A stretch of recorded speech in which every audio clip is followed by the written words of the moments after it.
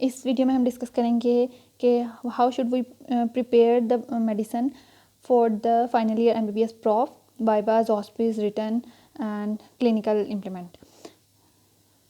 हमें इसके लिए कौन से बुक्स पढ़नी चाहिए, कौन सी बुक्स के कॉम्बिनेशन में पढ़नी चाहिए और कौन से बुक से हमने क्या पढ़ना है, ये सब हम इस वीडियो में डिस्कस करेंगे।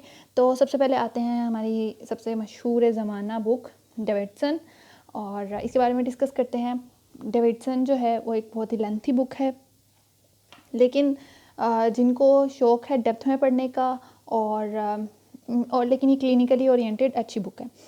लेकिन इसका एक ड्रॉबैक ये है कि इसमें बहुत एक्सटेंसिव लिखा हुआ है, और जब आप आते हैं SCQs सॉल्विंग के पॉइंट ऑफ व्यू से, तो उसमें आपको जो है शॉर्ट कंसाइज फॉर्म में नहीं इसमें चीज़ें मिलती और बहुत एक्सटेंसिव है। अगर आपसे इतना एक्सटेंसिव नहीं पढ़ा जाता, आप रिटेन नहीं कर पाते, या फिर आप एक्सटेंसिव पढ़ के उसको समराइज़ करना आपको मुश्किल लगता है। कुछ लोग होते हैं कि जिनको एक्सटेंसिव पढ़ के बाद में समराइज़ कर लेते हैं और उनके लिए वो बेस्ट रहता है फिर। लेकिन कुछ लोग होते हैं कि जो एक्सटेंसिव पढ़ के वो समराइजेशन नहीं कर सकते और उनको चाहिए होता है कि उनको इन्यूमरेशन की फॉर्म में कुछ मिले, समराइज पढ़ें। तो उनके लिए ये शायद मुश्किल हो। और अगर किसी इसमें यह है कि कोई भी चीज़ है उसकी बहुत ज़्यादा डिटेल लिखी हुई है, तो ज़्यादा टाइम लगता है पढ़ने में, रिवीजन में थोड़ा सा मुश्किल पेश आती है अगर आपको शॉर्ट लिस्टिंग की आदत नहीं है तो। और लेकिन इट्स अ गुड बुक, लेकिन इसकी थोड़ी लैंग्वेज मुझे पर्सनली थोड़ी टफ लगती है, क्योंकि इसमें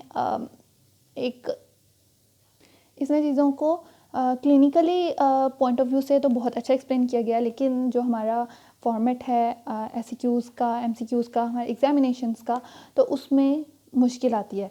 इसमें यह है कि आपको बहुत ज़्यादा पढ़ के तो फिर आपको चीज़ अगर रिटेन कर रहे हैं, उस सारे नॉलेज को आप रिटेन कर रहे हैं तो ठीक है। अगर आप बहुत ज़्यादा पढ़ने से आप उसको रिटेन नहीं कर पाते, और तो फिर आपको इसके बजाय दूसरी ऑप्शंस पे जाना चाहिए। और अगर आप ये पढ़ रहे हैं फिर भी आपको इसके साथ कॉम्बिनेशन में यूज़ करनी चाहिए दिस वन, स्टेप अप आप यूज़ करने इसके साथ कॉम्बिनेशन में। स्टेप अप इसका ये काम करेगी कि डेविडसन में जो इतना लॉन्ग पैराग्राफ्स हैं, बहुत ज़्यादा डिटेल्स हैं, आप वो पढ़ें, उससे आप जो है अपना कॉन्सेप्ट ले लें, कॉन्सेप्ट क्लियर कर लें, और उसके बाद आप उसको समराइज फॉर्म में आप याद करने के लिए आप स्टेप अप कैप्लान यूज़ कर सकते हैं।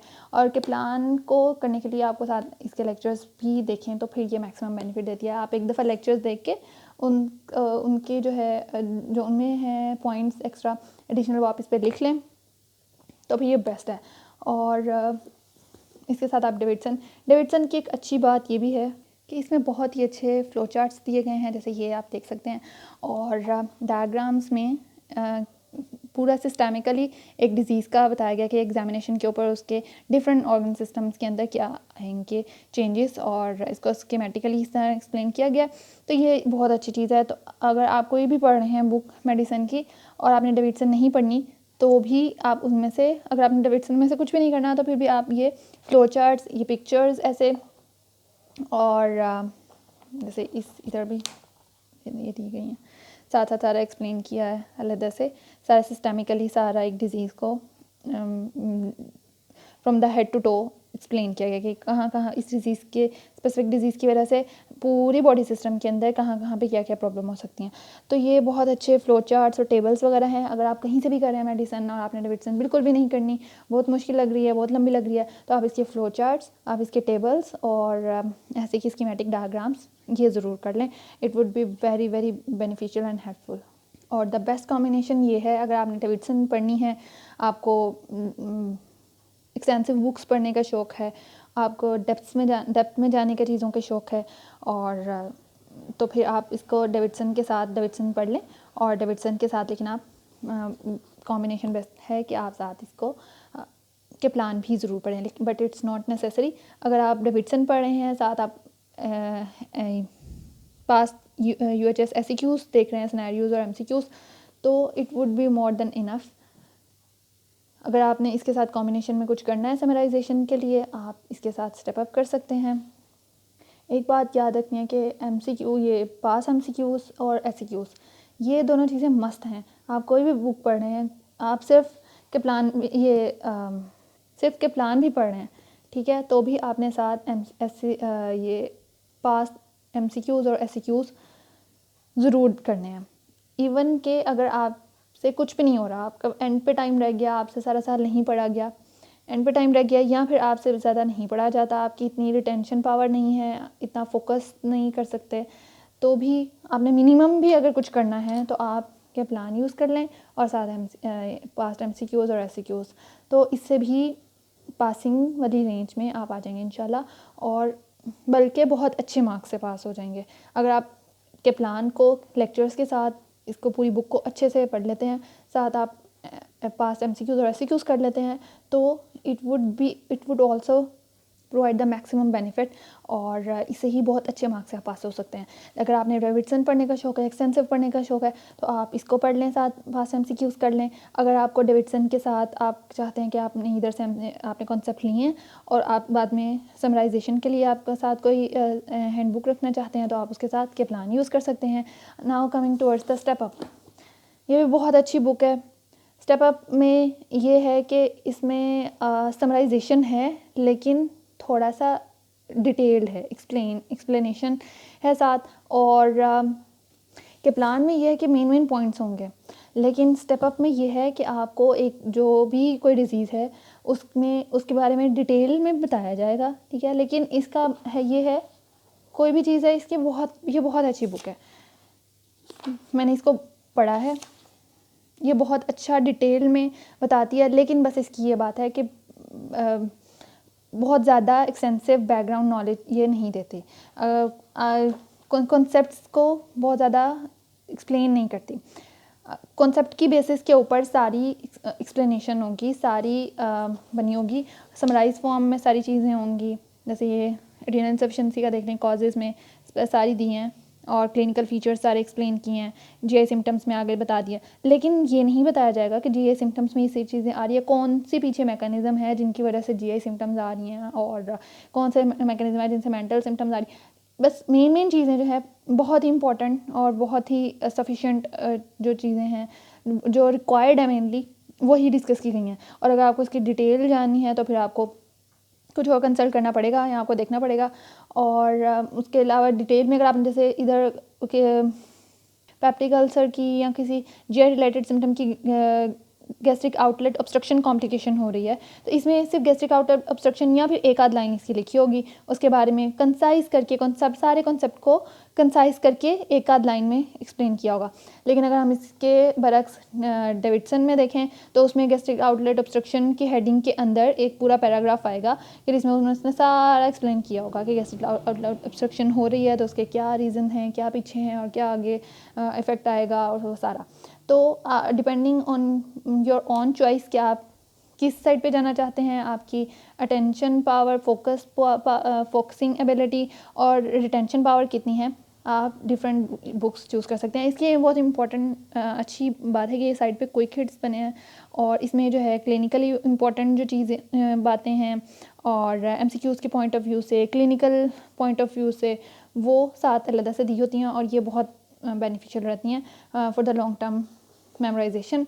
इसमें फ्लो चार्ट्स पे बहुत अच्छे बने होते हैं, और जिन्होंने बहुत ज़्यादा एक्सटेंसिव नहीं पढ़ना और लेकिन डिटेल्ड एक्सप्लेन थोड़ा सा पढ़ना है कॉन्सेप्ट्स के साथ, तो ये स्टेप अप बहुत अच्छी बुक है। स्टेप अप के साथ आप यूज़ कर सकते हैं, पास पेपर्स के कॉम्बिनेशन के साथ इसको पढ़ सकते हैं। इसके साथ अलग से कोई और चीज़ ऐड करने की ज़रूरत नहीं है, like you don't need to add the K plan along with the step up. Step up itself complete book है, और इसके साथ आप क्योंकि इसमें कॉन्सेप्ट्स भी हैं, डिटेल्ड एक्सप्लेन भी किया गया है, लेकिन इसमें आपको समराइजेशन भी साथ साथ ही है।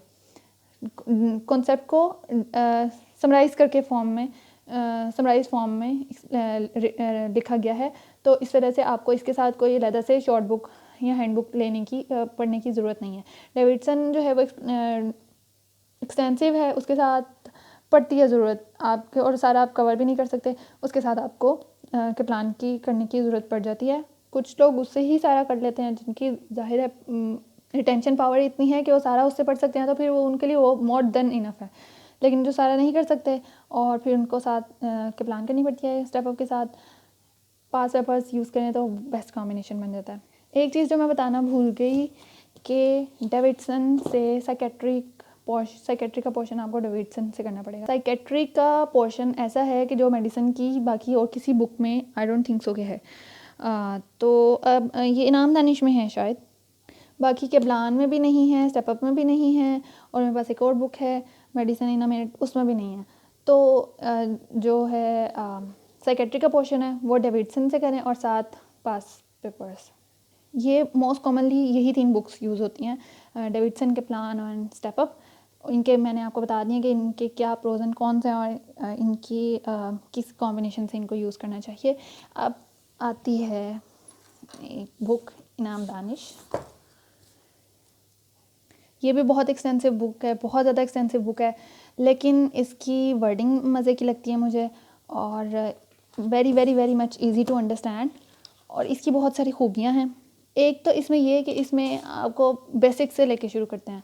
अगर आपको शौक़ है कि अगर आप कुछ पढ़ना चाहते हैं, कोई भी टॉपिक पढ़ रहे हैं, पर लेट्स सपोज कि मैं हार्ट का पढ़ रही हूँ, तो मुझे शुरू से बेसिक से, उसके मर्मर से, उसके फिजियोलॉजी से, उसकी एनाटमी से सारा एक्सप्लेन करके तो आगे जाएंगे। जैसे लाइक स्ट्रोक है फॉर एग्जांपल, हम देखते हैं कि स्ट्रोक है, उसमें सारा एक्सप्लेन किया होगा उसका स्ट्रोक क्या है, उसके क्या रिस्क फैक्टर्स हैं, उसकी पैथोफिजियोलॉजी क्या है, उसका बहुत डिटेल में, लेकिन in a very very easy way और इजी टू अंडरस्टैंड वे में बताया गया होता है, और सारा एक्सप्लेन किया होगा उसका पैथोफिजियोलॉजी। अगर किसी को शौक़ है बहुत कि मुझे सारा पता चले कि पीछे से क्या था और क्या ये चीज़ें थी, उनकी बेसिक्स पता चलें, तो बेसिक्स को रिवाइज करने के लिए, सारा पढ़ने के लिए, तो ये बहुत अच्छी सारी कॉजेज़ हैं। उसके बाद ये vascular anatomy of the brain सारी एक्सप्लेन की है कि क्या क्या एनाटमी है, कौन कौन से रीजन को कौन कौन सी आर्टरी सप्लाई कर रही है, कौन कौन से फंक्शन स्पेसिफिक रीजन के थे, सिम्टम्स आ रही हैं तो कौन कौन से रीजन में कौन सी आ रही हैं।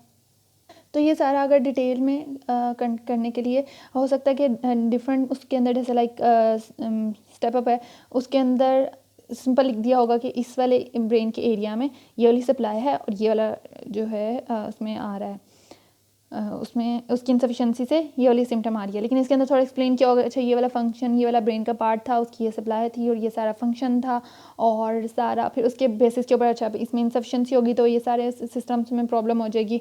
तो अगर कॉन्सेप्ट वाइज अगर आपने बेसिक्स के कॉन्सेप्ट को साथ लेके चलना है, डिटेल पढ़नी है और डिटेल में अपनी पर्सनल अंडरस्टैंडिंग के लिए डिटेल पढ़नी है, तो ये बेस्ट है। उसके अलावा लेकिन again it's a very very extensive book, सारा नहीं कवर हो सकता। अगर आपने करना है इससे मेनली, तो आप इससे मेन जो है वो टॉपिक कर सकते हैं, लेकिन अगेन इसके लिए साथ आपको पास एमसीक्यूज़ एंड एससीक्यूज़ करने पड़ेंगे, और साथ सारा इससे नहीं हो सकता, बहुत एक्सटेंसिव है। मेन करने हैं तो वो कर लें, और साथ शॉर्ट बुक अगर आपने करना है तो साथ इसके शॉर्ट बुक रख लें कि प्लान यूज़ कर लें। लेकिन बहुत ज़्यादा इसकी एक्सटेंसिव होने की वजह से मैं रिकमेंड नहीं करूँगी कि आप इसको पढ़ें। मेन अगर आपने कोई कॉन्सेप्ट लेने हैं, या फिर आपने मेन इंपॉर्टेंट लाइक स्ट्रोक है, हार्ट फेलियर है और COPD है, लाइक 5 C's हैं, वो आपने करना है। I have listed the 5 C's: COPD, CCF, CLD, CKD, diabetics and CVA। ये वाले टॉपिक्स आप स्पेसिफिकली इधर से कर लें, इनकी डिटेल देख लें, क्योंकि ये सारे SCQs में भी तो आते ही आते हैं। SCQs में तो मेन पढ़ के भी हो जाता है सारा कवर, लेकिन जो है क्लिनिकली पॉइंट ऑफ व्यू से जब केसेस आते हैं, लॉन्ग केस आता है और वाइवाज वगैरह होते हैं, तो उसके अंदर ज़ाहिर है वो डिटेल जो है वो सुनते हैं। और इसको ये मुझे क्लिनिकली पॉइंट ऑफ व्यू से बहुत अच्छी लगती है, क्योंकि इसमें साथ एग्जामिनेशन भी दिए होते हैं। अगर डायबिटीज़ है तो डायबिटिक पेशेंट का क्या हिस्ट्री के पॉइंट्स होंगे, क्या उसका एग्जामिनेशन के पॉइंट्स क्या होंगे, इसके अंदर बहुत अच्छा लॉन्ग केस के पॉइंट ऑफ व्यू से एक्सप्लेन किया होता है, जो कि किसी और बुक में नहीं है। लाइक किसी और बुक में एज अ लॉन्ग केस किसी भी डिज़ीज़ को नहीं डिस्कस किया होगा, as a general disease discuss किया होगा। तो इसके ये बेनिफिट है। तो ये वाले स्पेसिफिक जो हैं टॉपिक्स हैं जो कि लॉन्ग केसेस के लिए हाई यील्ड हैं, तो इनको आप इधर से कर लें ताकि आपका साथ लॉन्ग केस की भी प्रिपरेशन हो जाए एग्जामिनेशन के पॉइंट ऑफ व्यू से। तो ये रिकमेंडेड है कि ये वाले कर लें। बाकी ये बहुत एक्सटेंसिव है, अगर किसी को बेसिक्स के साथ पढ़ने के लिए इसका दिल करे तो वो ये पढ़ सकता है, लेकिन एट द एंड इसको रिवाइज करना पूरे प्रॉफ के अंदर वो थोड़ा मुश्किल हो जाता है। तो अपनी रिटेंशन पावर देख के तो इसको चूज़ करें। Like as we were discussing about the stroke, तो इसमें सारा स्ट्रोक का डिस्कस करने के बाद एंड पे examination, general examination of the stroke patient, ये चीज़ शायद ऐसे समराइज फॉर्म में, ऐसे टेबुलेटेड फॉर्म में शायद किसी और उसमें ना मिले। लाइक जैसे इसमें आइज़ का बताया कि आइज़ में ये मसले आ सकते हैं, CVS में, रेस्पिरेशन में, एब्डोमेन में। पैराग्राफ की फॉर्म में अगर यही चीज़ लिखी हो तो वो इतना रिटेंशन उसकी नहीं होती और इतना उसकी अंडरस्टैंडिंग भी ऐसा नहीं होती। लेकिन अगर ऐसे स्पेसिफिक समराइज़ करके टेबुलेटेड फॉर्म में कर दें तो it is easy to remember. और उस टाइम पे यही होता है कि आपने आइज़ में क्या देखना है, CVS में क्या एग्जामिनेशन करना है, रेस्पिरेशन में क्या एग्जामिनेशन करना है, उस टाइम पे टू द पॉइंट और फिंगर टिप्स पे जो बातें होती हैं वही याद आ रही होती हैं और वही हेल्पफुल रहती हैं। एक और एग्जांपल देख लेते हैं। Scheme of examination of the patient with the cirrhotic liver disease, CLD is the most common long case which presents in medicine department. तो इसमें सबसे पहले जनरल पेरेंट्स के हेडिंग के अंदर सारा कुछ बताया है। उसके बाद हैंड्स के पॉइंट ऑफ व्यू से आर्म्स में क्या फाइंडिंग मिलेंगी, फेस में क्या मिलेंगी, नेक पे क्या होगा, चेस्ट पे क्या होगा, एब्डोमेन इंस्पेक्शन। फिर उसके बाद ये सारा जनरल फिजिकल एग्जामिनेशन के अंदर सारी हेडिंग आ गई। उसके बाद फिर आप स्पेसिफिकली, क्योंकि साइटिस का पेशेंट है तो एब्डोमेन में इंस्पेक्शन के ऊपर आपने क्या क्या चीज़ें देखनी हैं, आपने पल्पेशन पे क्या क्या देखना है, परकशन पे आपको क्या क्या मिल सकता है एब्नॉर्मैलिटी, ग्रोइन में, लेग्स में क्या क्या देखना है। तो ये सारा और साथ जो है डायग्रामेटिक फॉर्म में साथ दिखाया भी हुआ है कि क्या क्या फाइंडिंग्स किस तरह प्रेजेंटेशन के साथ मिल सकती हैं। तो it's a very very good book from this point of view. एक और एग्जांपल देख लेते हैं, डायबिटिक पेशेंट का एग्जामिनेशन। उसमें जनरल अपीयरेंस में बताया सारा, लोअर लिम्ब का एग्जामिनेशन, फिर उसमें इंस्पेक्शन पे आपको क्या मिलेगा, पल्पेशन पे क्या मिलेगा, न्यूरोलॉजिकल असेसमेंट आपने कैसे करनी है, अपर लिम्स को कैसे देखना है, आइस में क्या क्या चीज़ें देखनी है, उसके बाद आपने हेड एंड नेक में क्या देखना है, एब्डोमेन में क्या देखना है, कॉम्प्लिकेशंस क्या थी। ये बहुत अच्छी इस पॉइंट ऑफ व्यू से, क्लिनिकली लॉन्ग केसेस के पॉइंट ऑफ व्यू से बहुत अच्छा इसमें समराइजेशन करके लिखा होता है। तो इस पॉइंट ऑफ व्यू से देखने के लिए आप इस बुक को कंसल्ट कर सकते हैं। Here comes the my most favourite book, the medicine in a minute. सबसे इसकी पसंद आने की वजह क्या है, it's a very very colourful book, you can see full of colours. मुझे बिल्कुल रूखी फीकी बुक्स बिल्कुल अच्छी नहीं लगती और बिल्कुल पढ़ने को भी दिल नहीं करता। तो ये क्योंकि कलरफुल है बहुत और मुझे बहुत अच्छा लगता था इसको पढ़ने में। इसको हम डेविडसन की शॉर्ट फॉर्म कह सकते हैं, कंसाइज फॉर्म कह सकते हैं। बहुत अच्छी बुक है, बहुत अच्छा एक्सप्लेन किया होता है, बहुत समराइजेशन की होती है चीज़ों की, और it's a very good book, it's a very good short book. तो अगर आपको मेरी तरह कलर्स पसंद हैं, आपको ड्राई बुक्स पढ़ने में ये बहुत मैटर करती है चीज़। लाइक मैं अगर पढ़ूँ, मैं केवलान नहीं पढ़ती क्योंकि उसमें बहुत ही वो ब्लैक एंड वाइट सा होता है, मुझसे नहीं पढ़ा जाता।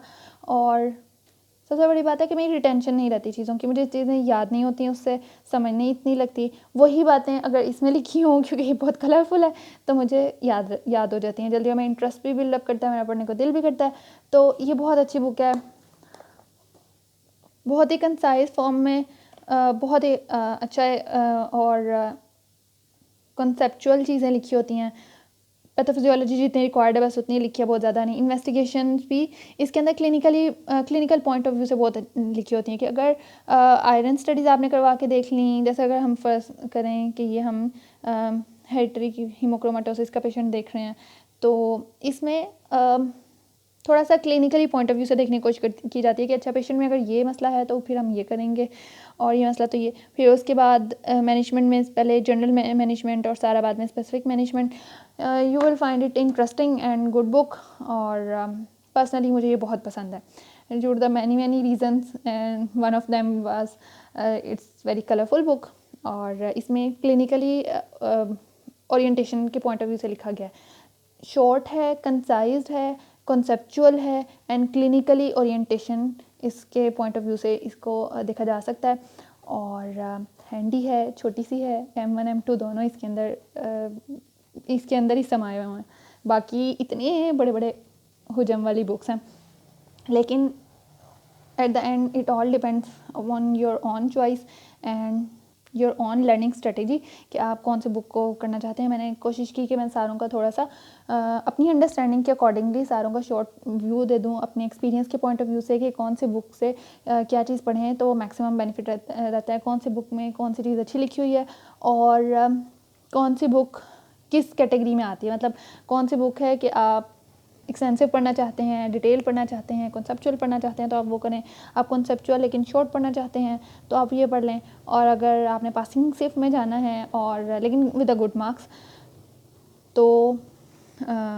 तो भी आप यूज़ कर सकते हैं।